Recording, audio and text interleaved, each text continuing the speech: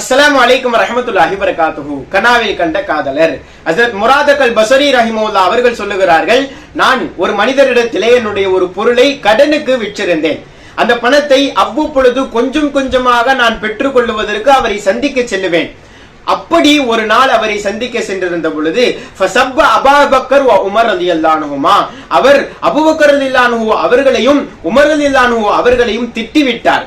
உடனே நான் வெளியே வந்து விட்டேன். கடுமையான கோபமும் கவலையிலேயும் நான் இருந்தேன். அடுத்த முறை நான் அவரிடத்திலே பணம் வாங்க செல்லவே இல்லை. காரணம், இந்த கோபமும் இந்த கவலையும் என்னை மிகைத்து விட்டது.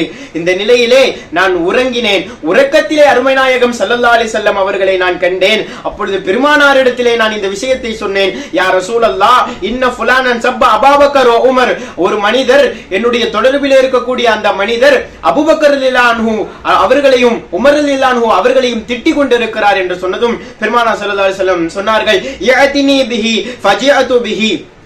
பெருமானார் ஸல்லல்லாஹு அலைஹி வஸல்லம் சொன்னார்கள், அவரை என்னிடத்தில் அழைத்து வாருங்கள் என்றார்கள். கனவிலே நடக்கிறது இதுவெல்லாம்.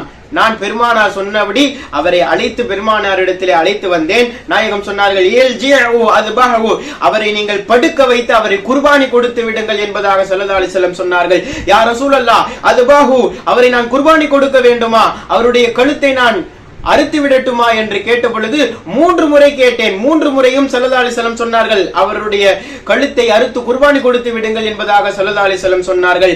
ஃபஅம்ரர்து ஸிக்கீன அலா ஹல்கிஹி ஃபதபஹதுஹு, நாயகம் சொன்னதால் அந்த கத்தியை நான் அவருடைய தொண்டையின் மீது வைத்து அவருடைய உயிரை நான் எடுத்து விட்டேன், அவரை நான் கொலை செய்து விட்டேன். கனவு முடிந்தது, தூக்கம் கலைந்தது. கனவில் தான் நடந்தது. நான் அவரிடத்திலே இந்த கனவை கூறி அவரிடத்திலே உபதேசம் செய்யலாம் என்று நான் சென்றேன்.